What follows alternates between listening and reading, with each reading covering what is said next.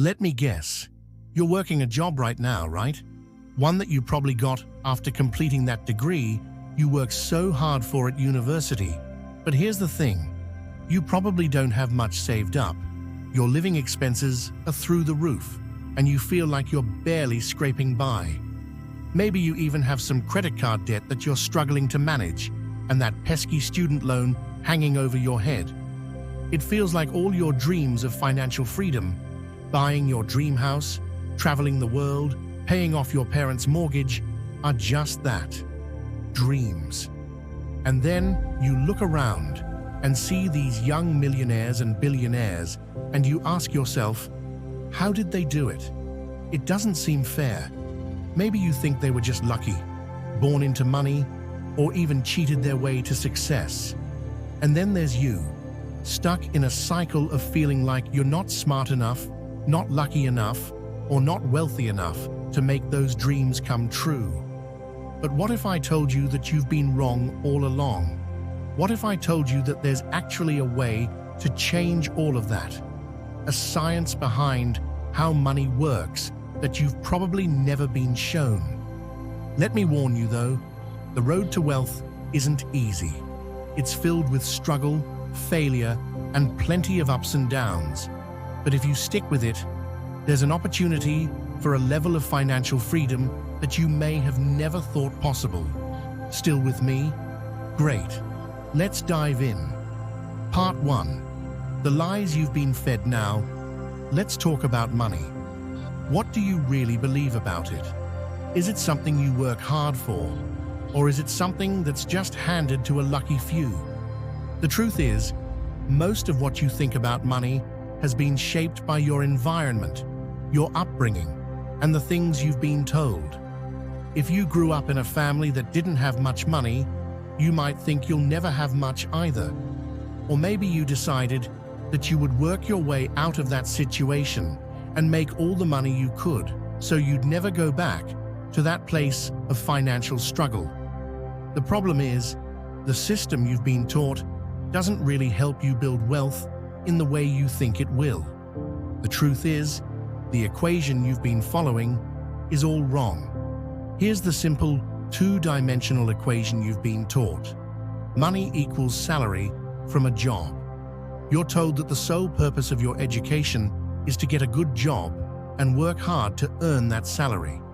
But here's the problem. If you want to make a lot of money in a short period of time, this equation will never get you there. Why? Because time is the most valuable resource you have, and once it's gone, you can't get it back.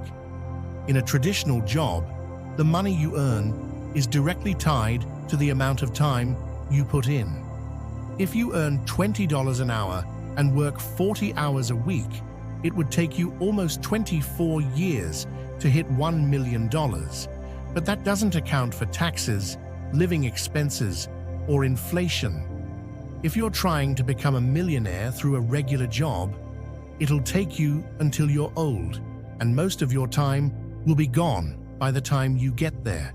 So you have to ask yourself, how did those young, self-made millionaires do it? Part 2. The truth about money and wealth. The key is simple. Stop chasing money. In our society, we are paid in proportion to the perceived value we offer. The market, your consumers, your friends, your family, your community determines that value. That's why football players make millions. There's a huge demand for football, and people are willing to pay for tickets, merchandise, and TV rights. That's why the players at the top of their game are paid incredibly well. It's not about how hard you work. It's about how much value the market places on what you do. And the most important thing to realize is this. If you want to make money, you need to solve problems. Think about companies like Amazon. They solved the problem of shopping in physical stores and waiting weeks for a delivery. Jeff Bezos solved a billion-dollar problem, and the market rewarded him with billions of dollars. And here's the catch. If you want money, stop chasing it directly. Instead, look for problems. Identify those problems and then find ways to solve them. Part 3. A problem worth solving.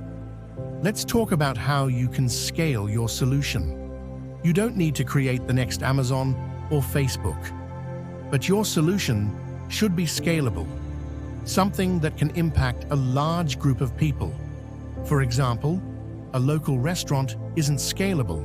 It's confined to the location where it exists. But a franchise, that's scalable. Or if you build a software product, once it's created, you can scale it infinitely without worrying about physical production or shipping costs. That's the key. Find solutions that can scale, but don't make the mistake of creating something that requires your time for money. If you're charging $100 per hour as a yoga instructor, you've just created a job disguised as a business. You're limited by the amount of time you can work. But if you create an online course or service that runs 24/7 without needing your constant presence, now that's scalability. Part 4. The reward. So now you've built your business and you're reaping the rewards. But here's the choice you'll face. Do you continue running your business or do you sell it? This is where the big payoff happens. Think of Instagram being sold to Facebook for $1 billion, or PayPal being sold to eBay for $1.5 billion. That's where your hard work pays off. If you continue running the business, you can grow it even further, or you can sell it at a profit. But either way, you've solved a big problem, and the market rewards you accordingly. Part 5.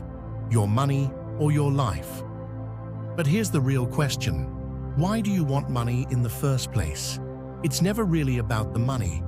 Money is just a tool, a means to an end.